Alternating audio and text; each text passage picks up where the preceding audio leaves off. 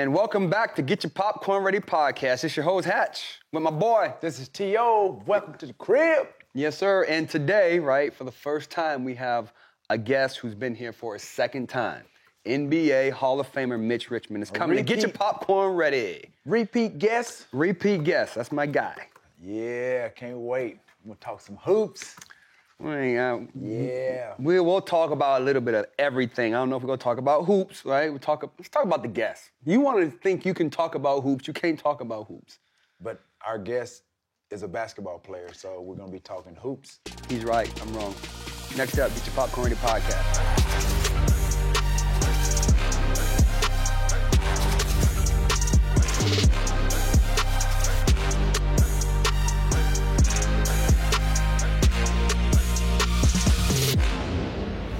Welcome to Get Your Popcorn Ready. We are in the house today. I'm your host, Hatch. And I'm your boy, T.O., the Hall of Famer that went to the Hall of Fame 3 years late, but I'm still happy about it, but sometimes I get mad. Yes, sir.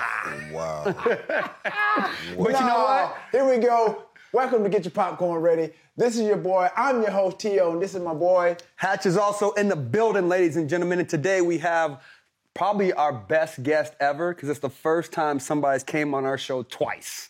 You might be right. And he's a Hall of Famer. That's something that you don't really have any association with. I'm a Hall of Famer. But you will feel like that once this is over with. Because we're gonna make you feel what it's like to be a Hall of Famer. You know what I mean? Welcome to the show, Mitch Richmond, my guy. What's up, buddy? How you doing, man? I'm good. You know what? I don't like how y'all two be ganging up on me. So I don't want to get into this whole Hall of Fame thing today. We ain't even gonna talk about the Hall. Okay, well that's good. That's a great segue to let's talk about some basketball then. Since we have the basketball. Since we all play basketball, there we go. We all play, but some of us are better than others. Wow. Would you tend to agree with me? Don't put me in. It's just the first question. Y'all putting me. We throw you in the splitting me down the middle already. I mean, you've already answered the question. Well, I mean, we all played ball together. Yeah. We had a good time together. Yeah. But I'm going to ask you a question that he asked you on the prior show. Okay. If you had to pick one of us, I got a lot of flack for this. Right. But okay, keep going. But you've had don't keep going. You know the end of the question. I want you to go ahead and cut them off and answer it appropriately. Right. So you've had some time to really process what transpired the first go around? No, T, I don't think you understand how many times we've talked about this since the show. I called him out. He called me out, man, after that. He said, man, I just can't believe, man, you came on the show and said that T.O. is a better basketball player than me. I just don't believe it. He really did that? He really said that. Yeah. And see, we got to look at it this way, because one thing about it is that T.O. is continue to keep playing each and every week. You play every other day, right? Yeah. And Hatch, you have hung it up. Like you're still thinking about what you did back then. True. So I'm going to put a great perspective on it that like you're not in that, that basketball shape right now. If you was in that basketball shape, you can, you was in that basketball shape, you know what I mean? Somebody would pick you up. You would pick me up. Somebody would pick you up. You know what I mean? Over somebody. There. Somebody out here. Would you pick me up? Oh my God! Of course. If I'm playing at 24-hour fitness, I need another guy. You were a scout for Sacramento Kings. Yes. Right? Mm-hmm. Seeing my talent at, let's say, 25 to 30, would you have picked me up? Not a chance. Gosh. Not a chance. Not a chance. Okay. Maybe probably like the strength and conditioning coach. Okay. But other than that. That's all I got? Yeah. Okay. Yeah. Okay, that's enough about me. Let's go. Let's get back on our guest here. Let's do it. Mitch Richmond. Yes. Deerfield High School. Man, that's one of them. What's the other ones? Where else did you go? I went to Dillard High School. Mm-hmm. Went to Deerfield High School, and then I graduated from Boyd Anderson High School out of Fort Lauderdale, Florida. Florida. Bigger powerhouse, more of a powerhouse in that area, right? No, Dillard was probably like... I know Dillard's a big football school. A big football. They had a big basketball thing, too. Okay. But BA was good in both. Okay. So, yeah, in that area. So explain to our viewers, Hall of Famer, why the different high schools, explain your path, and just give us a little little blurb of how you got to be the Hall of Famer that you are today. And like I said, we all have had some challenges, and like I said, different paths, forks in the road to get to where we are, especially us as Hall of Famers. And so just share it, just shed some light on that. Yeah, I think you never know that you're going to try to make the Hall of Fame, have an opportunity to make the Hall of Fame. But I came from Fort Lauderdale, Florida, and my mom pretty much moved a lot of places. And so when I went to Deerfield High School, my mom moved there. I was born and raised in Fort Lauderdale, so went to Deerfield High School. Was playing on the football team at that time for like a rec team. Okay.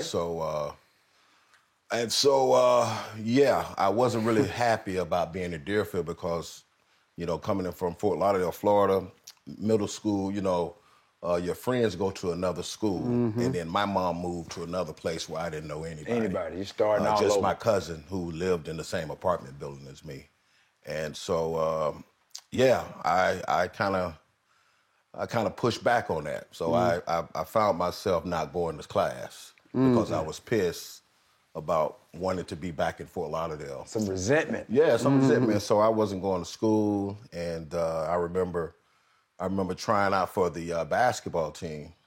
I ain't went to class yet. I think you can do that without the other. I'm just going to play ball, not go to school. Because I remember seeing this team, Deerfield High School, since my 7th, 8th grade year. They were really good.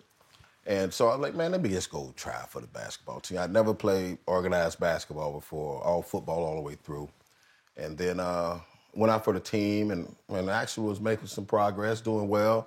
The last cut, I can remember the coach sitting the whole team down and saying, we're going to have to get rid of some of you guys, because, you guys haven't, have no grades and haven't been in school.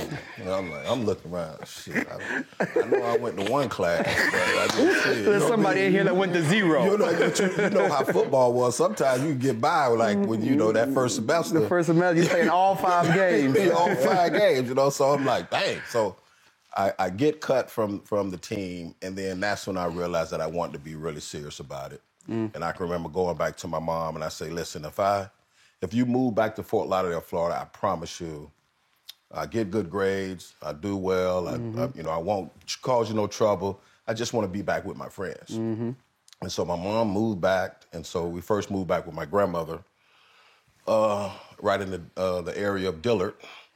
And so I went to Dillard for a second, and they called me in the office and said that I wasn't in the district, so I had to leave and go to BA. And nobody knew me at that time, and I was just trying to talk to the coach, and my mom was trying to talk to the coach and say, hey, just try let my son try out for the team. I had never played, but they always had a powerhouse. Right. And so they wouldn't let me, try out. He didn't know who I was. I ain't have no stats. Nobody, little kid. Nobody. So I went to BA, and then that's when I took off for playing basketball. Then all those schools that I went to, then they was trying to get me to come back. Of course, because now they can see, see the product. And so, but yeah, then that's how I ended up at Boyd Anderson and graduated from there. So when you got cut, was that like the first time you had, let's say, failure in life? No, the first time you have failure in football. Okay, all right. Going through it and not everything working out for you. There you go. Me being a big kid, I can remember going into steam rooms and saunas, man. Trying to lose weight. Man, I was always like 5. I played defensive end and tight end. So which were you better at? He was horrible at both. He just said. Wow. I'm talking to 2 football players. That works, man. But no, I like both, to tell you the truth. I like both because, when guys talking smack and they hit you, then you can go back and get somebody else. Get back. He asked the question of failure, so I'm like, okay, which were you probably better at? I had great hands, so I'll say tight end. Tight end? Yeah. Okay. So you just made a comment. You said you had great hands.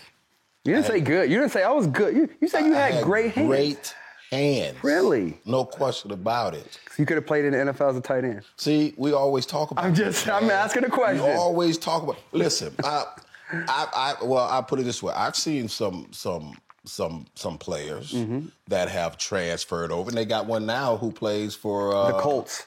Yeah, plays for he the a Colts. dog. He's a too. beast. Can somebody give us that tight end for the Colts then? Yeah. I tell you have Antonio Gates, right? He was a basketball. Antonio Jimmy Gates, Graham, Jimmy Tony Graham. Gonzalez. Yeah, I think I don't. I mean, I would have definitely tried it. No question about it. I don't know how far I would have got. Right, but I would have right. definitely tried it. No question. Okay. Because I had a football background. Mo Ali Cox. Ali he's a Cox from the beast. Colts. Yeah, he's oh, nice. he a dog. He's nice. Really? He a dog. Yeah, he's he wore an nice. 81 too. Played football, played basketball in Yeah. college, and then switched transfer over. up. To, Yeah, I've always kind of marveled at those guys that made that transition, and then they turn out to be kind of really, literally like good tight ends. Yeah. You have your staple tight ends that that play the position, like your Jason Wittens, your Right. George Kittles, people like that. But football didn't work out for you. You go try out for basketball.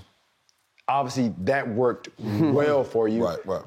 What was your strength in basketball? Well, when I first came in, I mean, my strength even, starting playing in high school, physical.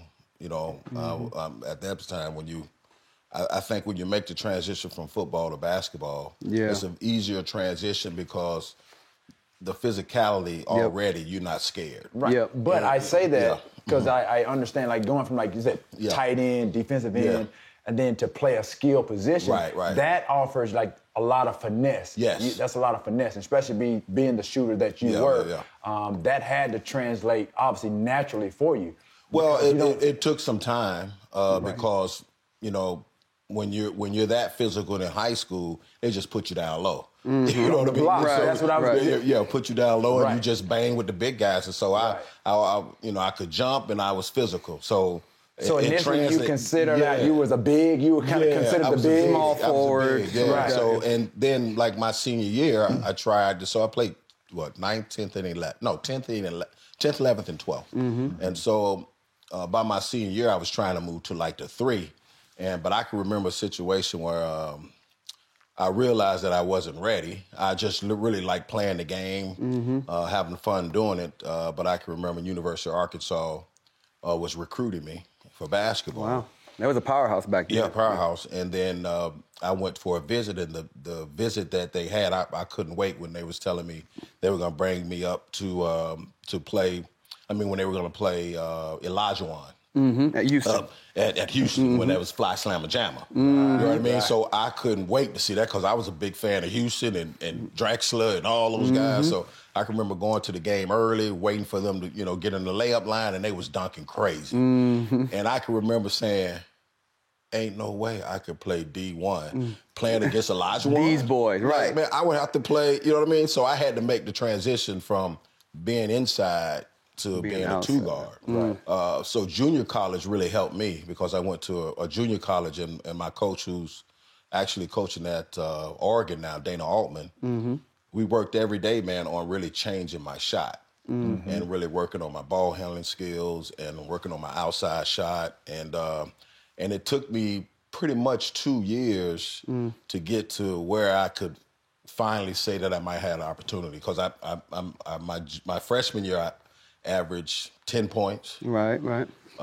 We had 7 or 8 guys on our team. We were really a good team. We went like 79-9 in the 2 years that I was there. And so I averaged 10 points, and then my sophomore year I averaged 16 points and made like All-American and JUCO. And then junior year, 18, and then 23 my senior year. So I always tell kids all the time, like, not everybody's going to jump up and be like Michael. Exactly. And average 25 when they first step on the scene. Right. And, and if you're trying to work on a skill and you got to develop your game and, you got to take some lumps. I took lumps, but I was still enjoying the game. So to transition, now you saw that, like, and what you were going to be playing against the Olajuwons. Yeah. Did that kind of like prepare you when you went to the league? Right. And you just mentioned MJ, and MJ has often called you like one of the toughest shooting guards he had to defend. Right. What was it like going against MJ? Right. I mean, we can't fathom that. Yeah. You know what I mean? I've been around MJ. We can only marvel at the highlights and like, but To be on the court. Especially like the first couple times. Right. Like what? I mean. First time seeing. I mean, well, I watched him in college. I was in JUCO at the time, but first time actually seeing him live in front of you, he was cat quick. And really? Yeah. At that size. He was cat quick, and he had the ability to take one dribble and you try to get there, and he was in the air already. So, you know, you had to do a lot of freaking film work on him because he had every move. Right. And he can get by you with one step, and once he get by you, he's taking flight. Right. So I think football helped me with that because I wasn't scared. Physically. And one thing I had to be physical with him. He still got his 30. But I had to get physical with him, and I got 30. So we had to work on the other end. We had to work on the other end. And one thing I like about MJ, I think, like, he played both ends. And, you know, you have some guys saying sometimes, man, it's too tiring to play defense. But the whole ideal is to stop the other guy and try to stop him and make him work. And if you didn't make Michael work, he was going to embarrass you. Did you wear 23 because of Michael?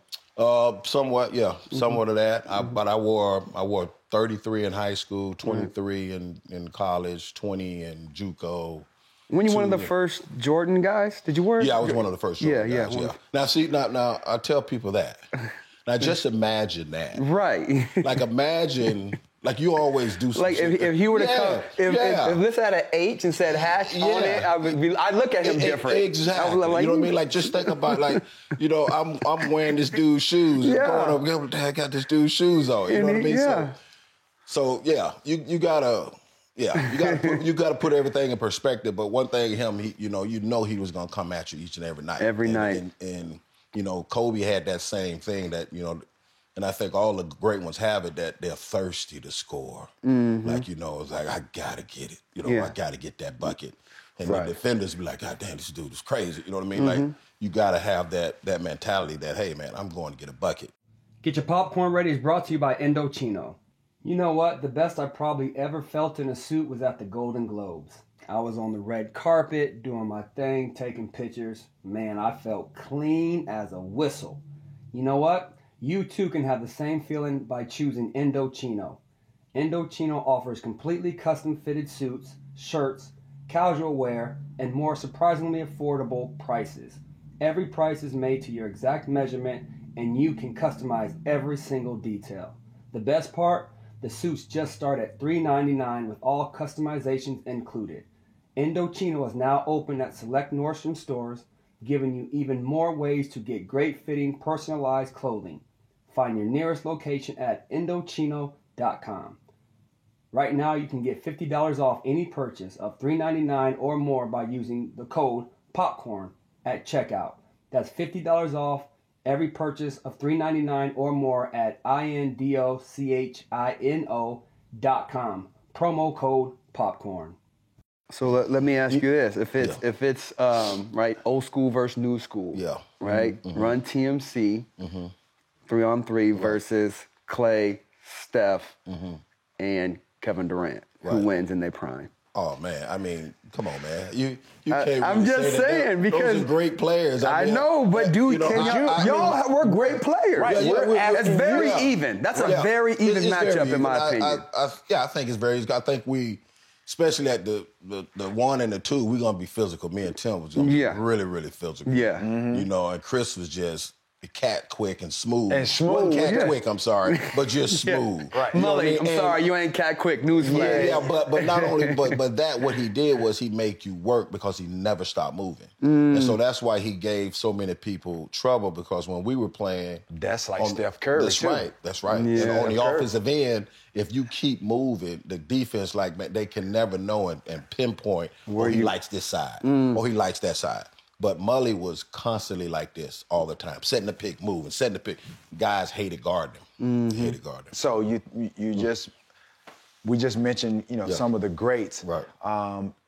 just the comparison of you made that comparison of how Kobe had that thirst and kind of modeled his game after MJ. Right. You know, there's been a lot of debate about, you know, who's the greatest of all time. Obviously, a lot of people, they just overlook what Kobe has done, and you know, obviously LeBron is great in his own right. Do you consider MJ the GOAT? Of course.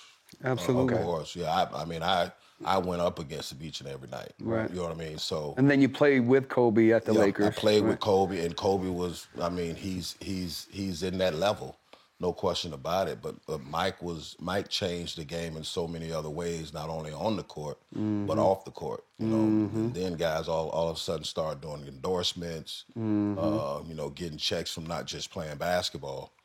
He just opened the door for a lot of things. So you played with, you know, you had that run with TMC, you got traded. Do you ever regret, you know, obviously you had a little stint with the Kings. Yeah. Did you have a disdain, or did you feel a certain way with the breakup of Run TMC? Of course. Man, I cried like a baby, you know me. What? Oh man. Really? You cried? Because I was my third year in the league. And going to Golden State, we did everything together, that team. We went on trips together. That was a close team. It was a close team. We stayed in the same area. We'd be at each other's house. In the summertime, we'll go visit each other. We'll go to Hawaii together on trips with our wives and everyone. So it was a close knit, and I didn't know. I had never been traded before. So, you know, I just thought that it was like a college atmosphere. And I had just came from college. And it was a college atmosphere, how we got along and everything. And so when I got traded, yeah, man, listen, getting traded to Sacramento at that time, I mean, you would have cried. I will cry. I will cry. You know what I mean? Because at that time we were only probably one player away, player away, whatever, and to go to a team that is, they had young talent, subpar. Yeah, but they had young talent, but they didn't establish themselves as that at that particular time. They had a lot of learning to do, so it was tough. No That's question. crazy. Yeah. So again, going toward the end of your career, right? The Lakers. It's like, do you imagine yourself, again, with the endorsements that you know about and all that stuff, your career or the path being different if you would have been in LA the whole time of your career? Oh, man, come on, man. You know, it's like, because I think about stuff, you know, it's like those things, like, you don't give it, you know, energy, but it passes through your mind. Of course, because nowadays, like, you have, the players have more of the power to move and go to different places at that particular time. You just really had to bet on the organization of really trying to move you at that time. And now guys are teaming up. We didn't have that fluid of flow that because you guys didn't talk to each other. You guys couldn't call it. You didn't call each other. We did all of that, but it still didn't matter. We didn't have that power at that time. It was the team had the majority. What changed the power in the NBA? Was it the LeBron, that year when LeBron went to the Heat? Was that the moment that's changed NBA basketball free agency? They let more loosely stuff happen, as far as like guys was doing 7-year deals way back then. Right. You know what I mean? So you couldn't really get out your deal. Now guys was doing 2-year deals, so you can kind of get out your deal, and 4-year deals. Because the Players Association is that Players Association changed a little bit of things. Okay. And you know, guys like LeBron and guys like Chris Paul, D Wade and Chris Paul and people don't understand how Chris Paul, LeBron, D Wade, all those guys did a lot for the retired players because they signed a deal, I think, years ago where, you know, we all got free health care. And if it wouldn't been for LeBron and that's what we're trying to get these daggone football CP3 players to do. I mean, we wouldn't have had that, but we got free health care. And I'm hoping, man, like with each episode, we touch on this, man, and we're trying to. And like I know he's talked to certain guys. I know I've talked to certain guys, and it just seems like the right thing to do, man. The players, the NFL, and I've said it, is made up of 70+% of black players, black athletes, and they don't understand the leverage and the power that they have if they would unite, establish, you know, some ground to where they can get what they want. You know what I mean? Obviously, the issue is guaranteed contracts. And obviously, the Players Association, it's going to take those notable players and then notable non-black players to help move the needle in order for some of these things to happen. But as you said, it's those guys, they stuck together. You know what I mean? They united to understand, obviously, the power and the leverage that they have, that the NFL wouldn't go if it wasn't for the players. Yes. And so once they understand that, and I'm hoping that, the more episodes we talk about it and little excerpts that we were able to share, that, it will hit home with some of these guys to be able to kind of unite and get what they ultimately deserve. Because at the end of the day, it's not going to benefit me, but I know what it's like. He knows what it's like. Yeah, no question. There's Players have the leverage. They don't know at the moment. They don't get it at this moment until they get into a contract negotiation or situation, they get cut or whatever, unfairly, they're going to be treated unfairly. And once they get out of the league, they're going to understand the hardships of what it's like. No question. Because of some of the things that didn't happen while they played. And so when they do that, I think, the needle will be moved, and hopefully at some point, I think there will be some guaranteed contracts. I don't know when. Right. But I think we're 20 years away, unfortunately. 20? I think we're 20 years away. Because the new CBA gets voted on, I think, in a couple years, and it won't happen then. Right. But again, from the college kids, a lot less basketball players going to college because they're going overseas. They're playing in the D League. D League, right? It's like so. They have all these opportunities. Football players, we don't have that. Oh, the G League. The G League, right? Yeah. The D League's the old league. Yeah. And of course, right, football players, we don't have that. They got to go to USC, Alabama, Georgia for 3 years minimum, and then go. Right. It's like because that's their learning curve. But in basketball, you guys don't have to do that. Yeah, you don't, because there's so many other avenues you can go. Right. Like, guys don't want to go to college now, and they go to the G League or they go overseas and play. And, I know one of the guys who played in the league, he's trying to establish another league where the guys can go to, and they can still get their education, do online, do all that stuff, but they're pretty much like a pro, and it's considered like you go to the league. You go there. Like a minor league. Yeah, like a minor league. You go to like 3 years, and if you haven't done anything in 3 years, you got to move on because the other guys come in. Right. So it's kind of like what Ball tried to do. Yeah, kind of similar to that. Yeah. So do you like where the game has evolved? You're speaking of that transition and these guys really trying to, like I said, if they don't go to college, then their skill set really doesn't evolve or develop into the NBA game. Right. And do you think that does that hinder their progression? And that's why a lot of these guys, they end up going overseas for a number of years. Yeah. Then they go there. If they don't go overseas, then they're playing in these minor leagues or whatever the case may be, with hopes of garnering some attention and playing. Basically, you got to play lights out to get an opportunity to be on an NBA squad. Yeah, for me, when I talk to young kids, hey man, like you have an opportunity to play a childhood game and to make money on it. And if in overseas, man, they make great money. They do. And if you have an opportunity to go overseas, first of all, you got to grow up. Your game got to grow up. You got to get better. You got to continue to keep working. And I know a lot of guys that went over there for 7 years and end up, coming back to the pros because they're more mature, their game has arrived, and they make it to the league. But some guys I know that stayed over there for years and still coaching over there, making a living over there, making big money. But they was making so much money that they didn't want to come back to the league. Right.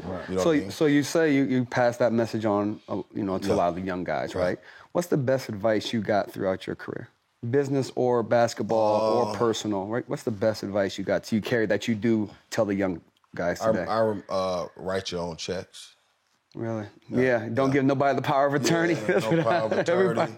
Write your own checks. I can remember coming in my rookie year and said behind, like go on the road, you're trying to pay your rent and shit. I'm sorry, do I supposed to call No, you good. Yeah, you good. You pay you're supposed to pay your rent and you're on the road and, at that time, they didn't have no Venmo, right? They didn't have Venmo. Online, they didn't have online banking. There wasn't no online banking, so you get home, man, your lights might be off. Right. But you had to do it yourself. I was doing it myself. You know what I mean? I was doing it myself. I didn't have nobody doing it. So that was it was crazy. I can remember getting my first check, and I put it up on my my refrigerator. Wow. Do you remember how much it was? Yeah, I was like, yeah, I ain't gonna tell you that. No, I think my first check was like 40 something, like 40, and I got it up on the 40,000. Yeah. Now that's back in the 80s. No, that's what I'm saying. That's good. Yeah. Hey, And I got it up on the refrigerator, and that thing stayed there for about 2 months. And somebody said, "Hey, man, you gonna cash you gonna put that right. thing at the intro?" I'm like, "Oh, okay." I just, I had that thing on the. Oh yeah, now you got the That 40 is 400 now. You gotta go get it. Sure. You gotta go get it. But yeah, that's just young and not knowing. Knowing. And just writing your own checks, knowing what's in your bank account, stuff like that, and just being financial. Literate. Yeah. You know what I mean? Yeah. Again, that's a major concern with.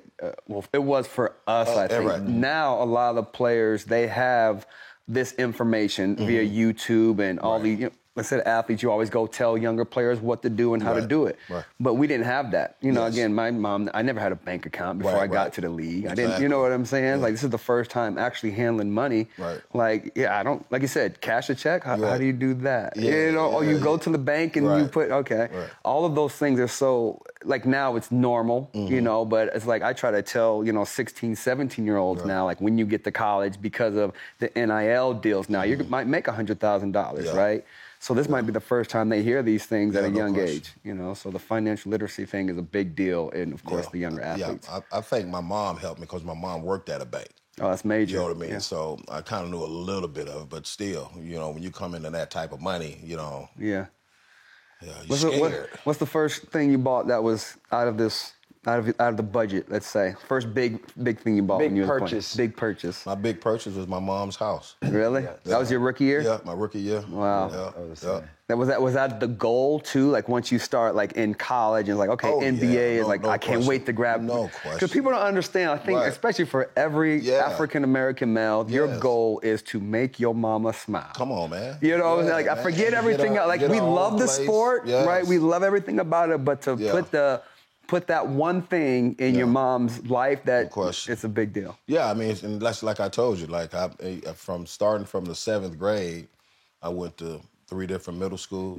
I went to 3 different high schools, and it was my mom going from apartment to over here to over there and going with her job. And so for me, I wanted her to be, kind of set in one spot. She could come home, relax, chill. So that was my first purchase. Wow. Man, but having you here is an honor, number one. Going to Kansas State. Right. I want a lot of people, like I said, we have a lot of listeners. There's a lot of people that tune in to see me, on the show. And, you know what I mean? So, and me. Oh, you too? All right, okay. But I want people to understand, some people really don't know who Mitch Richmond is or was. You know what I mean? Rookie of the year, you won championship. Yeah. NBA Hall of Famer, 6-time NBA All-Star. Some people, they don't know the greatness in which you held on your own, but playing against, like I said, to have the compliments of a guy like MJ telling you you're one of the toughest shooting guards to defend. Like, how does that make you feel? Like, especially for people that don't know, once they watch this show, they will know. Right. But a compliment coming from MJ like that, and I want to know too. Right. What was it about your game that he felt like was hard to defend?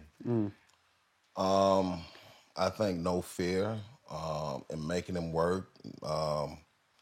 Knowing that I was gonna play him hard as he was gonna play me, because he got down on you. He was really good in the passing lanes, and so when he defends you, you feel it. You feel his presence on the defensive end. I think I just had no fear, and I think he knew that, and I didn't get rattled, and I didn't talk. You know what I mean? And you weren't the one that did he talk to you and try to? No, we never talked. Because it became a mutual respect. It just became a mutual respect that we went hard at each other, we pushed each other, we bowled each other, but the other one never reacted. Or was it that you knew other guys may have chirped at him and it turned him up a little bit? Well, for me, my game wasn't to talk it. My game was to show it. Okay, so that's what's up. I wasn't a guy that talked the game before I play it. I'd rather play, And that's very indicative of I didn't mention this, but All-Star MVP And coming Phoenix, coming off the bench, leading on and scores, still getting the NBA MVP. So that's very indicative of what you're saying. You kind of let your play do the speaking for you. And I wasn't a big promoter of myself, so that's why I didn't. Really? You know what I mean? But that's why we're here. Tell him that. But Tell that's him why that we're again. here. Tell We're him that promoting again. you now. We're promoting I mean, you now. that's T.O. game. T.O. Was that your game? What's that? To be a self-promoter. I didn't look at it. I didn't look at it. As, he was just confident in talking. Yeah, that's what it was. I was confident in talking. He was confident. No, he was confident in talking what he felt like.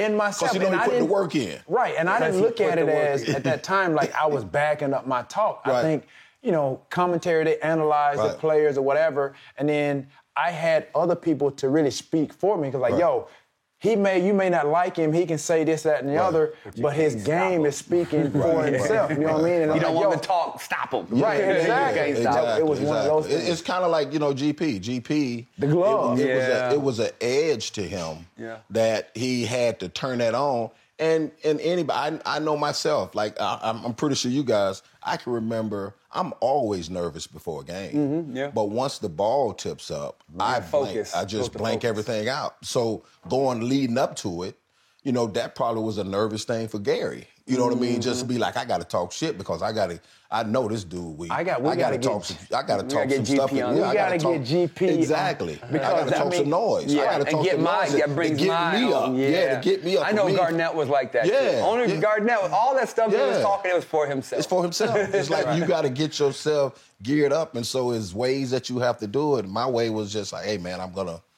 practice. I'm gonna be ready for him. I'm looking at film on MJ. I looked at film every guy I played. So I would go and watch film of how he, what he liked to do and all that. And you can't stop these guys, but you dang sure can make it. If a guy goes 7 for 20, I did my job. 7 for 22. I did my job. Like, if a guy go 10 for 12, I ain't did my job. You know what I mean? Bust your head. Yeah, bust your head. Get Your Popcorn Ready podcast is brought to you by ButcherBox. ButcherBox delivers high-quality meat, frozen at the peak of freshness, and packed in a 100% recyclable box right to your door. And even better, shipping is always free.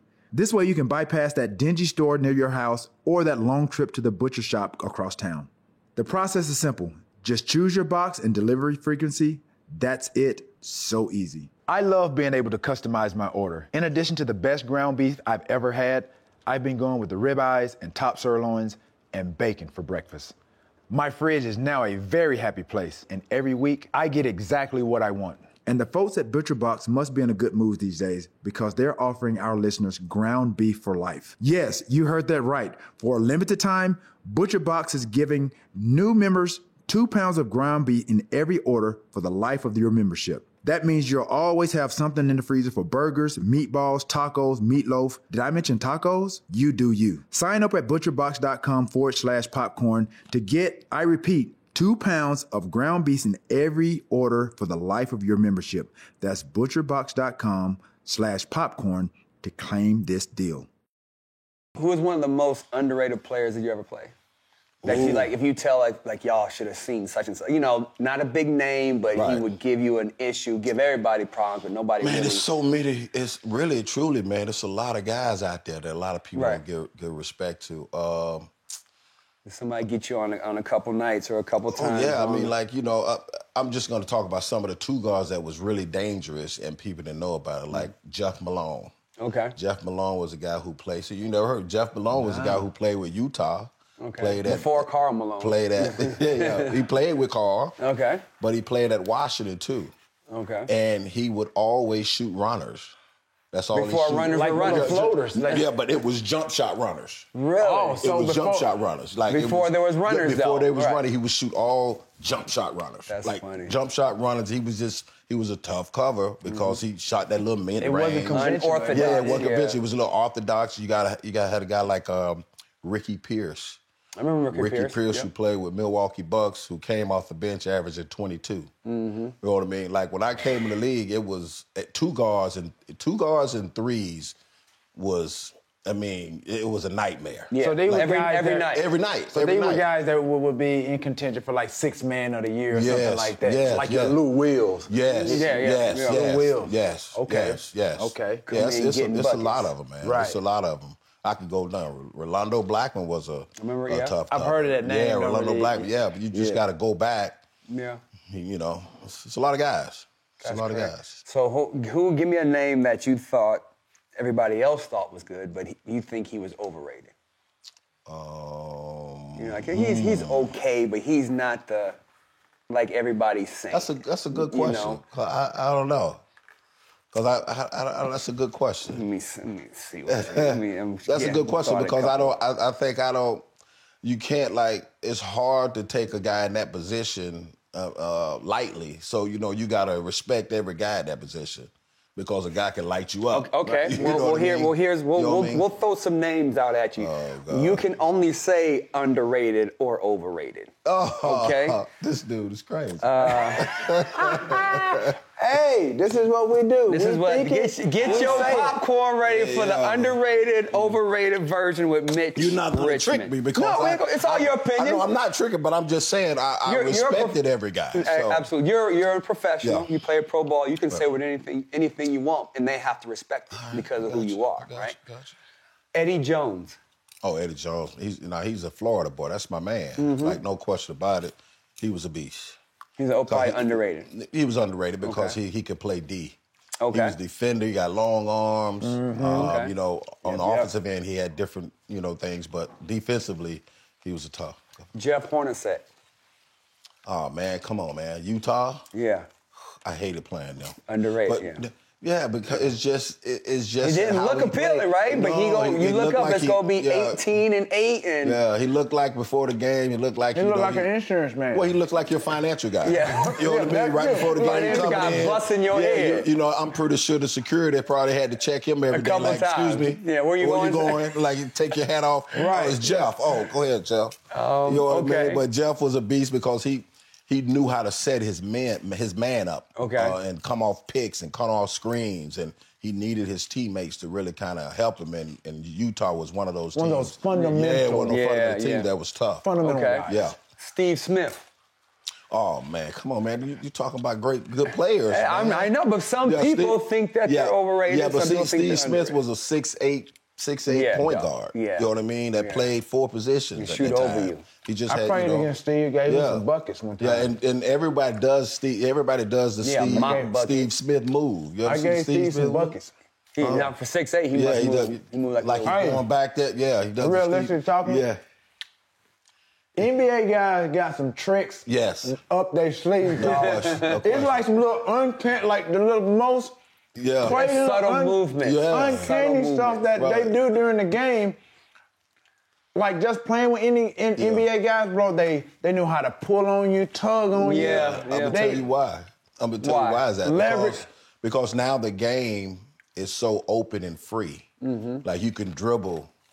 You can dribble 32 times and nobody touches you. Right. Now, back then, you take 2 dribbles. A guy got to, he got this, he grabbed it. So you had to find ways of a little tricky stuff when they put a little, the elbow on you. You kind of knock it off and keep going like you're not knocking him off. Right. It's just little things like that you had to learn. Let me tell you how he got me. You know me, that's my first time playing against Steve Smith, NBA player. And I'm sure he saw me like this football player I had, don't know what he doing. So I end up sticking him. Uh-huh. So I'm on the inside baseline. Right. So he right here. So he just hit my waist like he was going, like he was pulling himself through. Mm-hmm. I thought he was going that way because he hit me like he was pulling himself through. Yeah, he went that way. He went the opposite way. And that's good. And I'm going to tell you, that's one thing Steve had because you couldn't get caught up in Steve's game because Steve, he like if you guard him, he would be like, hey, Mitch, watch that pick. watch that pick. He'll be just talking to you, watch that pick. Right. And sometimes the pick will be there. And then sometimes it wasn't. He's like, yo, man, watch that pick, man. Watch that bitch, watch that pick. Dog. And you couldn't listen to it because mentally later on, he playing the mental game. Yeah, he's setting you up down the road. Yeah. Bro, got me so good, Hatch. It's so crazy. Like, I literally, because he did it so quick, like he was gone. Yeah. Man, I went. Like, oh, he was gone all right over there. Dog, it was crazy, dog. It's like the little tricks of the trade, man. Y'all NBA... And it's so funny how, like then, that's why you got to be a student of the game, and you kind of know what guys do, what they don't do. Right. Even Kobe, just listen at some of those guys that are they're really methodical to the point of they listen to how the ball bounces or how many times a guy bounces the ball. It's so crazy, so technical how they get so involved. Yeah, playing with Kobe was like he was a sponge because he would. You know, you would go and play a game, a guy would do a move on him. The next day, he was working on that move. Working on that move, wow. You know what I mean? Working on the move, the guy that just did it. So he was a sponge. He was just took it all in. He took it all in, all the time. Okay, back to the overrated, underrated. Okay, go ahead. Okay, Dan Marley. Just a defender, hard-nosed like me. He seemed like a football player. He just He's a big was guy. aggressive. That's how he made it to the league, being aggressive. I don't think he was overrated or nothing like that. No. Definitely underrated then. Okay. Reggie Miller. Reggie Miller. Me and Reggie Miller had battles. I can remember Reggie Miller. I can remember Reggie Miller's story. Played Reggie Miller for the first time. Was it the first time? No, probably in Sacramento. That was before that. Or later after that, whatever. And Reggie would never, ever cut his nails. Never cut his nails. So you play after a game, man. You scratched all up. Reggie got you all scratched. And I remember I was so freaking angry. Like he had gotten a fight with Ezra Scissor. And I remember I say, I'm not gonna cut my nails till I see him again. You know what I mean? I ain't cutting mine. So I'm just gonna scratch him just like he scratched me. Yeah. But Reggie was like that. He just always got his hands on you. You know, and he had them nails. That's crazy. Yeah. Definitely probably, underrated. I think about him going around a screen and holding on to your back. But just, I mean, like sprinting. Like sprinting to get to the three-point line. He He all was sliced up 6'7". after the game. Yeah, but he was tough at setting his man up, act like he ain't going. You might have to explain that to your girlfriend or your wife. Why you got these nails? After the game, you ain't gonna believe it if I tell you. You didn't have a phone to take the pictures. Right. You know what I mean? So by the time you get off the road. Right. Like, what's going on? You got what? I didn't do all this. Right. Who else? Okay, Latrell Sprewell. Latrell was man. I'm telling you, man, the two guard position was they was tough, all dogs. man. It was all dogs. And people like, man, there wasn't no two guards back then. Man, I went through all. There was a lot of two. Latrell was tough because he was orthodox. I would consider him sort of like a streaky shooter. Yes, he wasn't like a J.R. Smith. Some of those guys, they were streaky. He wasn't a great shooter, but consistent. But he was a pretty good basketball player. So he'll get steals, he'll get some dunks, he'll get some layups, and he'll get 20, and he probably shot 3 jump shots. You know what I mean? All mid range. And but with him, like when a guy is tough when he has one move. And you can't stop the one move. Yeah, and Sprewell had a move that it was just like Spud Webb to me. If you cut off his right hand, it's a wrap. He will still go to the right. And you'd be like, and the baseline would be like right here. And He's still going right. The baseline off. He still got right. How did you get there?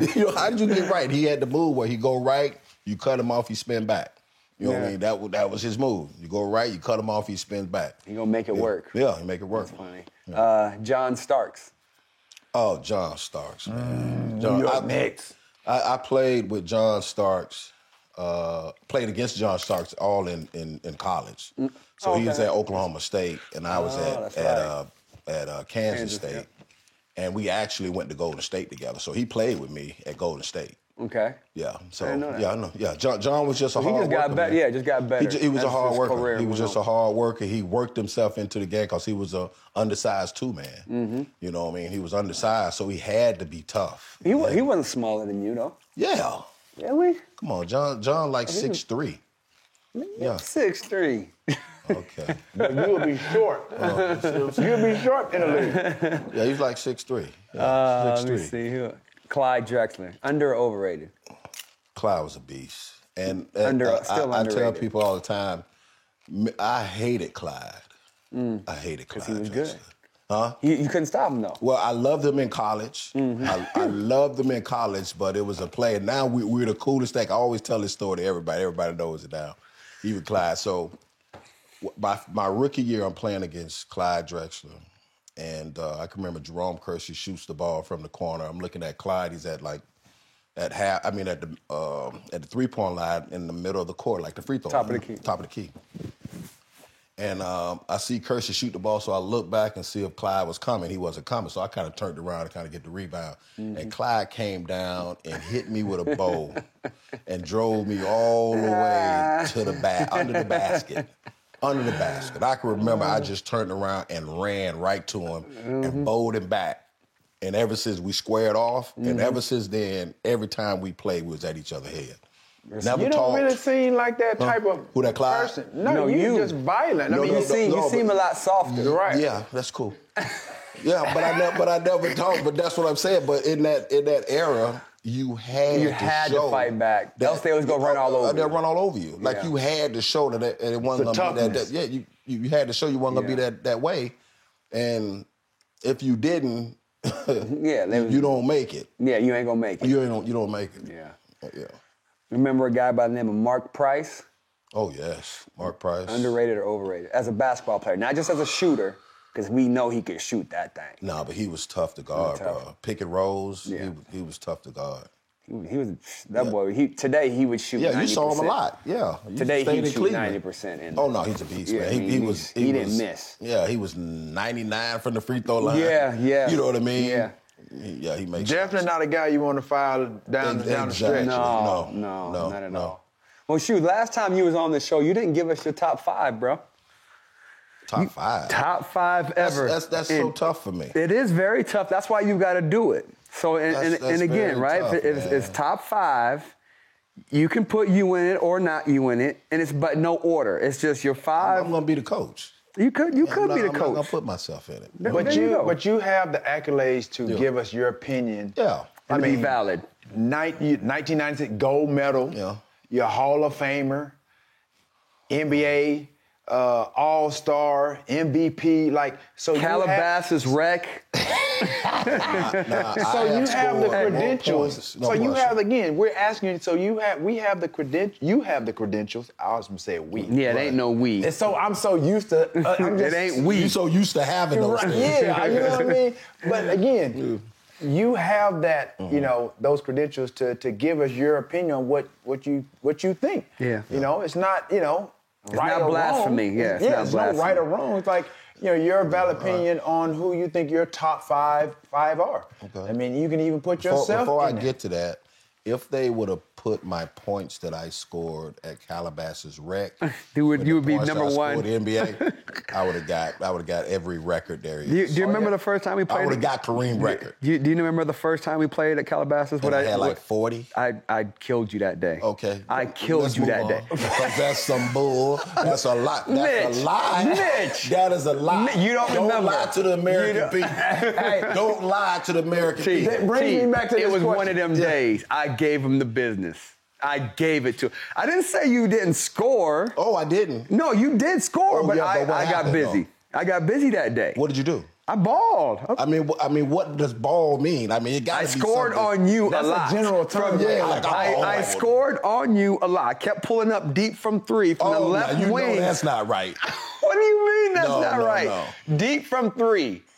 As soon as I cross half court, right? Deep from 3. I hit you like about 3 in a row. You cross half court and you long. Because it was a short court. It's that short court. Hatch, you know how we treated you down at the Rec, all right? I don't like how y'all treated me at the Rec. We backed off you. That brings me to this question. Yeah. How did you two meet? How did you guys? Man, that's it. We met through Dave Brown. David Brown. Dave Brown come in. Dave I was Brown. the champion of all like the NFL Madden. No, on that side. I was kicking everybody's butt until you played who? Let him tell the story. No, because he gonna lie about it. You have your chance. You have your chance on the stand. Yeah, and Hatch came in. Hatch came to Dave's house. we met each other, and then we kicked it from there. But he was act like he was a great, NFL Madden player. So I was nice. Basically, you're saying that he had he was a top dog at Madden, and you came in. No, I didn't say that. I didn't say he was a top dog. I assume. I'm saying you can say it. You can say it, man. That's what I'm saying. I'm saying, so basically, you're saying in a sense that he had basically kind of self-proclaimed that he was the top dog in Madden. By talking. The Valley knew I was the top in Madden. I was kidding. Did I win the championship when we played in the league together? I'm going to ask you a question. No. Okay. Why you got so? That's that pick. You said okay, maybe. It's okay, maybe. I'm just saying that I won the championship. A basketball player came in and beat you at a video game. I used to smash Mitch, right? So this is me and Mitch played Madden so much. This is how much me and Mitch played Madden. So I would get over there like 8, 9 at night when we just start playing a couple games, right? So one night we're playing. It's 2 a.m. We tired. We just like one more game. Yeah, one more game. We playing. So he gets a tap on his shoulder. Dad, can you take me to school? It was 7 a.m. And I was like, yo, man, if you don't take your butt back to sleep. He's like, Dad, no, it's 7 o'clock. I say, 7 o'clock? Ain't no way. It was 7 o'clock. It was we used to play like that all the time. Because I was down in the dungeon. In the dungeon, right? I had a dungeon. I had no windows. Pitch black. Had a big old screen, and we was just man down there playing. True man cave. We just down tired of the mug. You know what time it is? Nothing. He just came on and said, hey, Dad, can you take me? I'm like, man, if you don't get back in that bed. Right. Dog. He's like, it's 7 o'clock. Yeah, we played we played a lot of Madden back in the day. And you know what that means? Because the guy would not quit. I was kicking his butt, and he would not quit. We have a twist. Am I right? We do have a plot twist. And that we would not quit. You would not quit. Okay. Did you beat me sometimes? Yes. Over the overall record, let's say we played 500 games. Yes. Right? You won more than 250 games versus me? No question about it. All right, ladies and gentlemen, that's a wrap. We're done. I'm tired of this dude sitting here lying to me. You always feel like I hate when you beat somebody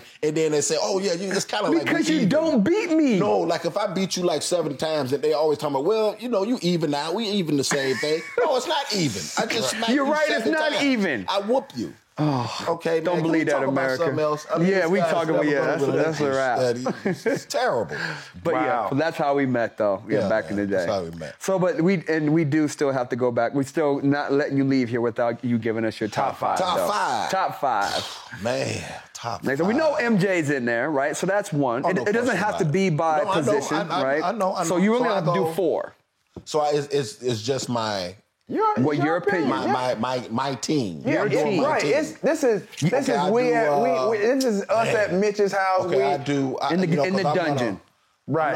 I'm gonna do a different kind of lineup because I'm gonna play a 2-guard position. That's fine. So they're gonna be all 2 guards. Yeah, they're gonna be all 2 guards. I put Mike there. Okay. You got 4 more left. Michael Jordan. I put Kobe there. Kobe, that's 2. All right. You got 3 more. At the 3. Man, you got. God, who you gonna put at the 3, my guy? Man, but that's the thing. You the coach. Who do you want at the 3? And you about to go play that international team. I got to get Durant. KD. Okay. KD at the 3. I got to get Durant at the 3. At the 4, man, beast. Ooh, 4. Oh, Duncan, Elijah Wan, Shaq. Ooh, what are you gonna do with all that? Jesus. Oh. KG. So we got Karl Malone. We got Mike. We got Kobe. We got KD. Wait a minute. Okay. Oh no. Yeah, I'm moving that down. I'm gonna go. Oh yeah. I'm gonna move it down now. I'm gonna get. I need somebody to kind of get everybody in the game. So I'm gonna push that down a little bit. I'm gonna get Magic at the point. Magic at the point. Okay. Mike at the 2. Kobe at the 3. Kobe at the 3. Kevin Durant at the 4. Yeah. That only leaves 1 spot left, bro. Yeah, that's 1 spot left. So I need a beast down there. You got Elijah Wan, Shaq, Kareem. Shaq, you got Kareem. Ooh, Kareem. Jesus. What you gonna do with all that? Oh, Wilt. And then I was like, you got Wilt. Man. Can I have 2 teams? No, can't have 2. All right, I gotta have a bench? No, can't have a bench. Can't have a bench. We'll give you a 6 man. We'll give you a 6 man. Mitch Richmond is the 6 man. You gotta put yourself in the game. Man, you got 1 spot left. At the 5? You got KD 5. at the 4. I gotta go, man. I gotta go Big Diesel, man. Shaq Diesel. Yeah, I gotta go Shaq Diesel? Shaq Diesel. Man. There you have it, ladies and Shaq gentlemen. Diesel? Yeah, I gotta The go Shaq. 1. I gotta go Shaq. Magic. The 2. Kobe. No, Mike. The 3. Kobe. 4. Kevin Durant. 5. Shaquille O'Neal. That's Mitch Richmond's top 5, ladies and gentlemen. That's a nice one too. That's a nice. You can't do anything but respect Come that. on, man. You can't do nothing Come but on, respect man. We're gonna that. spread you out. Magic gonna get it to everybody. Everybody. You gotta have Give a it to everybody. And then when you come in there and you're gonna bring in like a 5'11" point guard, we taking Magic to the post. Put him down Right, low. you gotta and let have him a facilitator. Hey, what you gotta create mismatches. What Magic do? We got 3 killers Man, that you could clear side out. Hey, what Magic do? He thinking like me and Phil. Yeah. Well, there's no me and Phil. You don't think like Phil. You don't. No, he don't think like. No, he no. No, Phil Collins. That's who he's talking about. What? That's how I said Phil Jackson. No, you said Phil. Like, no, you ain't know That's how that. me and Phil Did y'all don't know. tell me y'all top 5? I would like to know. Me and Phil, What's your top 5 NBA? We've never asked. Oh man, I would go MJ, Kobe. I would throw Curry in there. Okay. Got to do. I gotta go with Shaq too. Yeah. I gotta go with Shaq. Who's that for? Oh God. Well, you said MJ, Kobe, Curry. That's 3, and then Shaq. So you got one more. Who's the 5? Who's the 4? Your 4 is tough. You got to go with. Who's the 4? Oh man, because I'm torn. Because Duncan is nice. Yeah. KG. You got. I already. Yeah. Messing up. I need somebody. I need a dog though. But see, the reason why I went Shaq and then, but you can't have Shaq and Duncan. No. Because they ain't enough room. Right. So that's why I put all shooters around. Yeah. And Shaq got the middle. Ain't nobody. Who you gonna help off of? You can't help off of nobody. I mean, I'm a hard, pale type of guy. I like effort guys. Yes. I got to put a Dennis Rodman in there. Okay. Because he gonna go get your. He'll get all your necessary. You gotta have you gotta have somebody getting that board. You gotta have somebody loose ball that's not gonna things that don't show up on the stat sheet. That's true. Very you know true. What I mean? That's a good one. And effort is one of those things like that. I'm an effort guy. Very true. When I play, that's me. When I play around the league, like I got athleticism.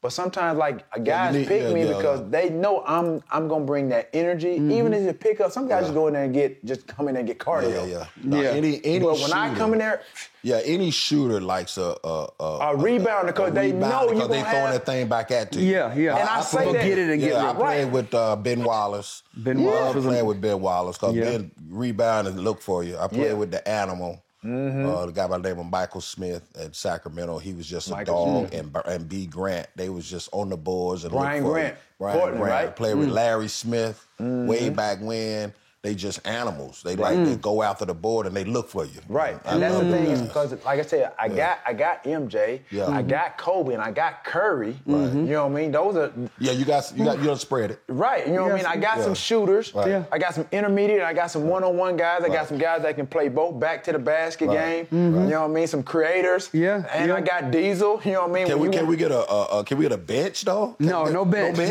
gotta get a bench. You got 5 like that. They stay on the court the whole time. Yeah, but I gotta get a bench though. I gotta get a bench. You gotta have at least good 3. I got Kareem back. You got Kareem coming off? Yeah, you gotta have at least 2 or 3 guys that's in rotation. Yeah. You know what I mean? He doesn't really know. That's why I'm saying me, Phil, that's what we gotta have a bench. He only think 5. That's it. You know because my 5 is all you would need. Who's yours? Got the 2, MJ and Kobe, right? They'll rotate between 1 and the 2. Okay. Right, I'm gonna put Olajuwon at my 4 and then Shaq at my 5. Oh, wow. You know what I'm saying? Rebounding, fools. Hey, just got Olajuwon can be a little bit on the edge, right? 4. Yeah, can that team guard my team? Absolutely, because Olajuwon can go out there. Olajuwon can go out. He can go out there with your big. He can go out there. Who he gonna start? We got zone now. It's 2021. We got zone. You gonna put a zone on me on KD? A zone? I can put Olajuwon on KD. Oh, you crazy? I can put Olajuwon on KD. What? You crazy? Yeah, and I put Shaq on Shaq. Now I see why you beat him. Like, that's why the What are you talking about? You crazy. In Calabasas, what are you now I get it, Mitch. I get it. So you're going to have Elijah Wan. You know what I'm going to do, though? I'm going to bump up. I'm going to bump up. Give me Mike and Kobe at the 2 and 3 and give me AI at the 1. That's what I want. Oh, y'all ain't passing nothing. No, we don't got to pass. We ain't missing shots. I'm going to tell you right now. We ain't missing shots. I'm going to tell you, I'm going to tell you one thing. Elijah Wan gonna slap everybody on that team. He's gonna slap everybody on that team. Not playing team ball? Y'all motherfuckers, no, y'all out there playing with each other. I'm slapping everybody. I'm slapping Elijah everybody. Wan was slapping everybody back then. Really? What? I didn't if you know been that. passing the ball like 3-4 times, he'll go to you. Okay, young fella. He should go to the play. Okay. Ask Really? Kenny Smith. Hey, all right. Hey, I didn't know pass that. that ball, man. Y'all better pass that ball. Oh, I didn't know They got that. a job to do, too. Yeah, I didn't know he was underutilized. Because you got to think, he blocking everything. He blocking and rebounding, doing all the hard and he work. running the floor. Yeah. So if he run the floor and you don't give it to him, it's a problem. You're not rewarding the big man. You got to reward the big man. Yeah, you got to give him some nuggets in there, you know. You got to come on, man. Elijah, I didn't know that. Oh, he's slapping everybody. You know, that's what, he's slapping that team. Everybody. A big long. One last question. Yeah. How would your game translate in today's game? Especially, you got guys like, Curry, my guy Dame Lillard. Yeah. He's very underrated. Yeah. Guys that are just Klay Thompson that are shooting it from a clip just like with ease. And I know you've had some 44% of your career or whatever from the 3. How would your game translate in today's era? I think my game would translate. Would you think, would that be easier for you or would it be a little bit tougher for you? You'd shoot more Would you threes. shoot better? Like you'd shoot more threes. I think I'll shoot better because the game now is warrant more shots from 3. Like back then, if you took that many threes, you had to be. See, the other team have to buy into that too. Because if you look at the game now, it's a lot of bad 3-point shots. Yes. You know what I mean? And so when it's a lot of bad 3-point shots and the other team is shooting bad 3-point shots, then they have an opportunity to kind of even each other out. And whoever makes it at the end. Back then, if you take those and they defended you. So it's kind of hard to get off a guy when he got this on you. So it's one of those things, live by the 3, die by the 3, die by the 3. But yeah, I think I'd have been fine because I turned into like a 3-point shooter. And I could say I could be somebody in the league and doing the same thing he's doing is probably Kawhi because Kawhi plays. He shoot the 3, he post up, he do the mid range. He's a throwback guy. And playing in today's game. Playing in today's game because they don't. The one thing about this league, about this day and age, they don't like the mid-range shot. Right. You know what pass I mean? it up all the time. Pass it up all the time. It's either a 3 or it's a floater or you got to get all the way to the rim. And what Kawhi does, he plays naturally smart. Like if you not on me on the 3, I'm gonna shoot it. If you own me, I'm gonna drive. If you step back, I do a step back. I'm gonna shoot the mid. Yeah. If you a small guy, you on me, I'm gonna take you down low. Right. He just plays the game at his own pace. And that's what I like about. And he plays defense. So so I could say my game could be similar to that, but a lot more threes and a lot more post ups. And that's why a lot of guys now in today's game that are really efficient, because you just mentioned mid-range game. Mid-range. You got Devin Booker who does it well. Chris Paul. Yes, Chris Paul is still. Made his whole career on mid-range. And he's a mid-range, but he's extended his game out a bit to the 3-point. Right. And you got KD. Right. And KD plays well with his back to the, and like I said, it's to it's a mismatch. Yeah. Because like you say, he's 7 feet and he's just basically shooting over. That's why I like him in close games or down the stretch because it's a mismatch. Because like I said, he can shoot the 3, walk into that thing and wow. That's our games are similar. And that's it for this day's segment of Get Your Popcorn Ready podcast. We want to thank Mitch Richmond. Yes, sir. Hall of Famer, NBA, what is the greatest ever played the game? All-Star, Olympian, all that. Yeah. All Calabasas for coming Appreciate to it. Calabasas Rec All-Star. This is like hanging on the couch because we all hang, you know what I mean? We all hang it's like us talking with Dr. Cameron. There it is, pretty much. Having a conversation, buddy. We usually let Hatch come in and talk to us every once in a while when he's talking about something smart. But other than that, like when he can offer something to the They don't be letting me talk, y'all. They don't be letting me talk. You know That's what I mean? messed up, Hey, man. Hatch, man. Cheers, my guy. Cheers, bro. There it is. Appreciate it. GPR, Get Your Popcorn Ready podcast. Mitch Richmond out.